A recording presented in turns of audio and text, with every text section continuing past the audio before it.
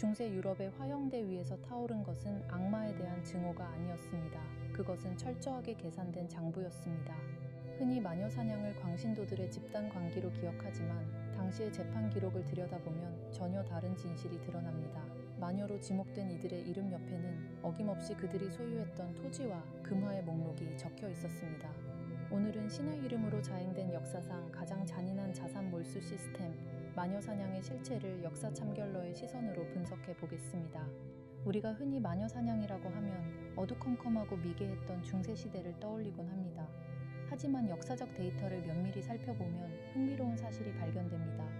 마녀사냥이 가장 기승을 부렸던 시기는 오히려 중세가 끝나가고 르네상스가 꽃피우던 15세기에서 17세기 사이였습니다.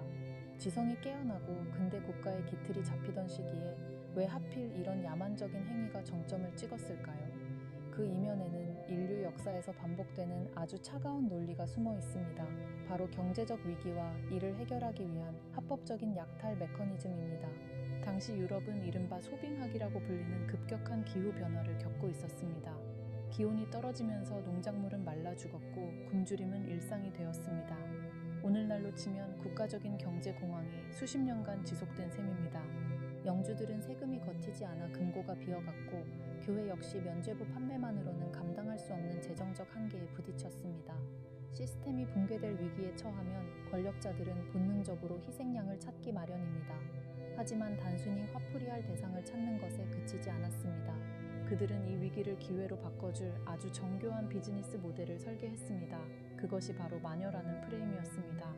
여기서 우리가 주목해야 할 지점은 당시의 법체계가 어떻게 변했는가 하는 부분입니다. 과거의 재판은 고소인이 피고인의 죄를 입증하지 못하면 역으로 처벌받는 구조였습니다. 즉, 함부로 남을 고발하기 어려운 리스크가 존재했죠. 하지만 마녀 재판이 본격화되면서 이 구조는 규문주의라고 불리는 방식으로 바뀝니다. 국가나 교회가 직접 기소하고 재판하며 심지어 고문까지 허용하는 시스템으로 변모한 것입니다. 이 시스템의 핵심 엔진은 바로 자산 몰수 규정이었습니다. 누군가 마녀로 판결받는 순간 그가 가진 모든 재산은 국가와 교회, 그리고 재판에 관여한 자들이 나누어 가질 수 있었습니다. 이것은 단순한 처벌이 아니라 국가가 주도한 거대한 자산 재분배 사업이었습니다.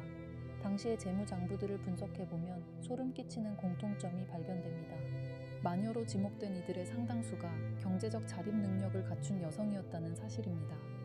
특히 남편을 잃고 홀로 남겨진 미망인들이 주된 타겟이 되었습니다. 이들은 가부장적인 사회 구조 속에서 보호막이 없었지만 남편으로부터 상속받은 비옥한 토지나 상당한 양의 금화 혹은 집을 소유하고 있었습니다. 영주들의 입장에서 이들은 아주 매력적인 먹잇감이었습니다. 법적 방어권이 취약하면서도 몰수할 자산은 풍부했기 때문입니다.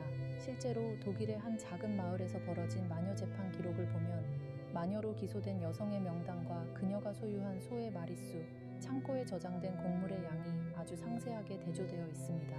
재판관들은 그녀가 악마와 계약했는지를 궁금해한 것이 아니라 그녀를 처형했을 때 얻을 수 있는 기대 수익이 재판 비용을 상회하는지를 먼저 계산했습니다. 이것은 신앙의 영역이 아니라 철저한 손익 계산의 영역이었습니다. 이 과정에서 공동체의 심리적 방어 기제도 교묘하게 이용되었습니다. 흉작으로 인해 이웃 간의 질투와 원망이 극에 달해 있을 때 권력자들은 특정 개인에게 모든 불행의 원인을 뒤집어 씌웠습니다. 저 여자가 마녀라서 우리 마을에 서리가 내린 것이라는 논리는 굶주린 대중에게 아주 매력적인 설명이었습니다. 대중은 분노를 쏟아낼 대상을 얻어 카타르시스를 느꼈고 권력자들은 그 혼란을 틈타 희생자의 자산을 합법적으로 가로챘습니다. 인지부조화에 빠진 마을 사람들은 자신이 이웃의 죽음을 방관하거나 동조했다는 죄책감을 씻기 위해 그녀가 마녀일 수밖에 없는 증거들을 억지로 만들어내기 시작했습니다. 마녀 사냥은 결코 우발적인 관기가 아니었습니다. 그것은 당시 사회가 직면한 경제적 파산을 해결하기 위해 가장 약한 고리를 끊어내고 그 피로 시스템을 유지하려 했던 아주 냉혹한 생존 전략이었습니다. 신성한 종교의 외피를 쓴 이 자산 몰수 시스템은 시간이 갈수록 더욱 정교해지고 잔인해졌습니다. 이제 우리는 그들이 어떻게 이 말도 안 되는 재판을 합법적으로 유지하며 수익을 극대화했는지 그 구체적인 운영 방식과 수익 배분 구조를 들여다볼 필요가 있습니다. 마녀 사냥이 하나의 거대한 산업으로 자리 잡으면서 이 시스템을 가동하는 주체들에게는 아주 강력한 경제적 인센티브가 작동하기 시작했습니다. 당시 마녀 재판은 공짜가 아니었습니다. 오히려 매우 비싼 유료 서비스에 가까웠죠. 재판에 들어가는 모든 비용, 즉 재판관의 수당, 서기의 대필료, 고문 기술자의 출장비, 심지어 피고인이 감옥에서 먹은 음식값과 처형에 쓰일 장작 비용까지 모두 피고인이나 그 가족이 지불해야 했습니다. 만약 피고인의 재산이 넉넉하다면 이 비용을 공제하고 남은 전 재산은 영주와 교회가 일정한 비율로 나누어 가질 수 있었습니다. 이것은 정의를 구현하는 과정이라기보다 잘 짜인 수익 분배 모델에 가까웠습니다. 특히 사형 집행인이라는 직업은 이 산업의 핵심적인 이해관계자였습니다. 그들은 단순히 형을 집행하는 사람이 아니라 마녀를 식별하고 고문하여 자백을 받아내는 기술자였습니다.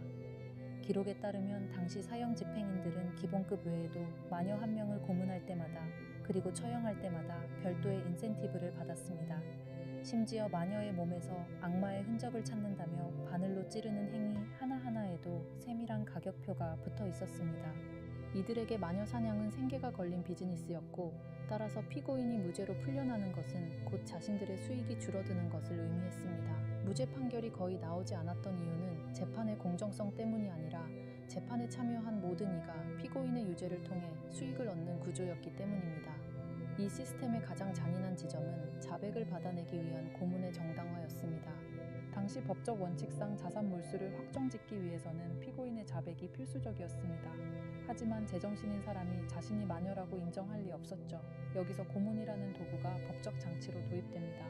재판관들은 고문을 통해 얻어낸 자백을 신의 뜻으로 포장했습니다. 하지만 실제 의도는 명확했습니다. 고문은 피고인의 정신을 무너뜨려 자산을 포기하게 만드는 협상 도구였습니다. 극심한 고통 속에서 피고인이 자백을 하는 순간 그들의 법적 방어권은 소멸했고 재산권 역시 권력자들에게로 이전되었습니다. 더욱 교묘한 것은 공범을 지목하게 만드는 메커니즘이었습니다. 고문 기술자들은 피고인에게 혼자 죽지 말고 함께 악마와 계약한 다른 이들의 이름을 대라고 압박했습니다.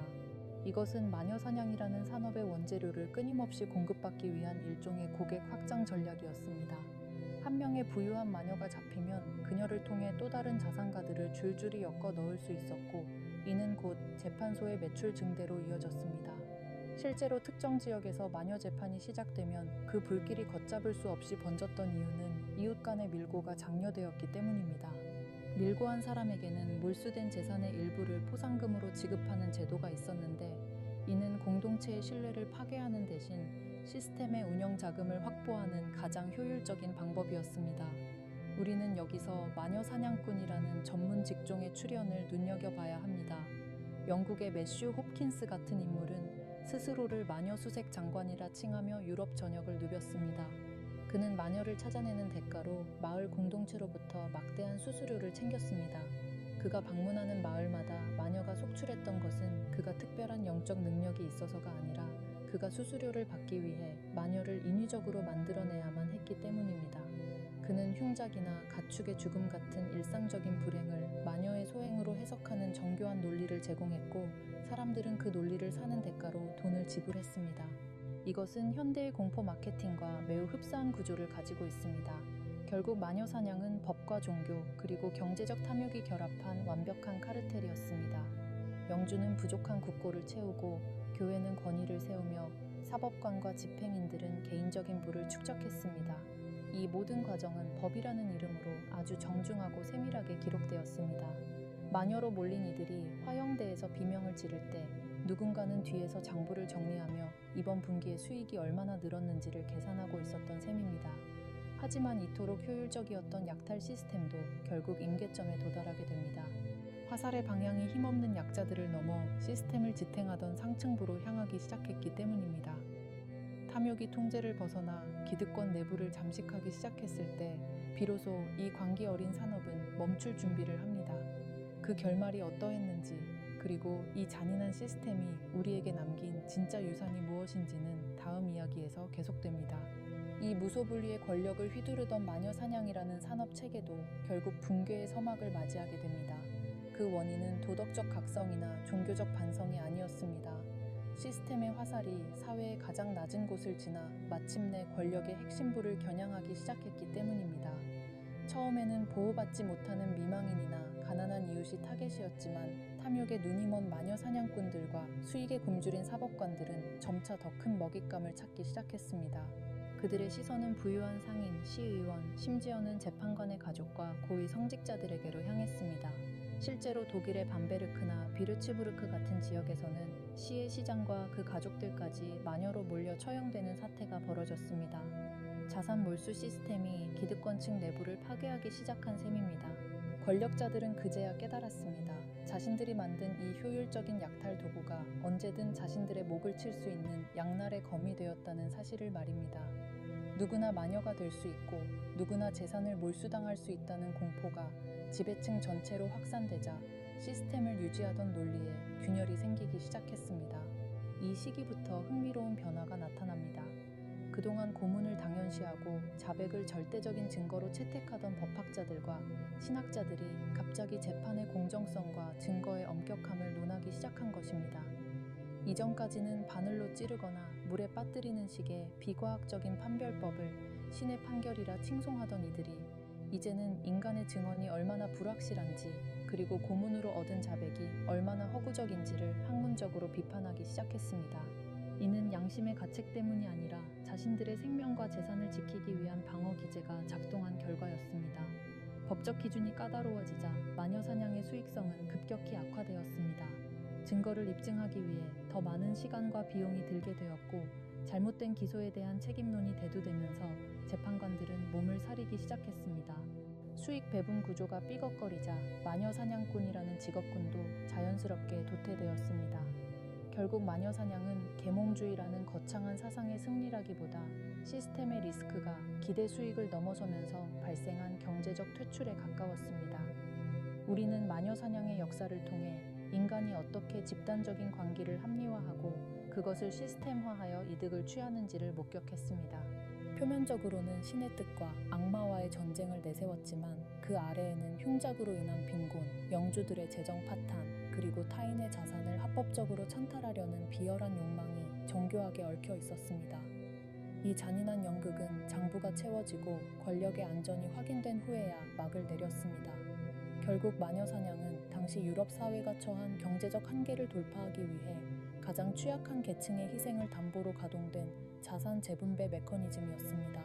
도덕과 신앙이라는 고결한 가치가 어떻게 경제적 약탈의 도구로 전락할 수 있는지 보여주는 가장 극명한 사례이기도 합니다. 오늘날의 시선으로 보면 말도 안 되는 비극이지만 당시의 관점에서는 철저한 비용 대비 편익 분석에 따른 필연적 결과였습니다. 역사는 반복된다는 말이 있습니다.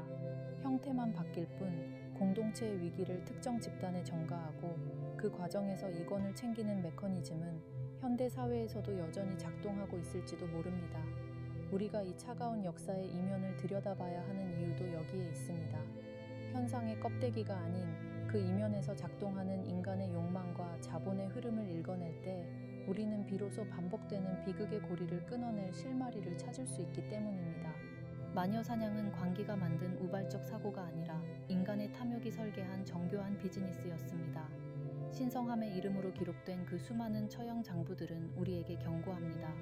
시스템이 정의를 말할 때 그 뒤에서 누가 장부를 적고 있는지 반드시 확인해야 한다는 사실을 말입니다.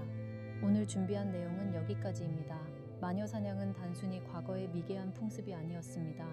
공동체의 위기를 특정 집단의 희생으로 해결하려 했던, 그리고 그 과정에서 경제적 실익을 챙겼던 차가운 시스템의 산물이었죠. 오늘 영상이 어떠셨는지 댓글로 남겨주시면 앞으로의 영상 제작에 참고하겠습니다. 앞으로도 저희 역사 참견러는 사건 이면의 욕망과 자본의 흐름을 계속해서 분석하겠습니다. 구독과 좋아요는 더 깊은 내용을 파헤치는 힘이 됩니다. 지금까지 역사 참견러였습니다.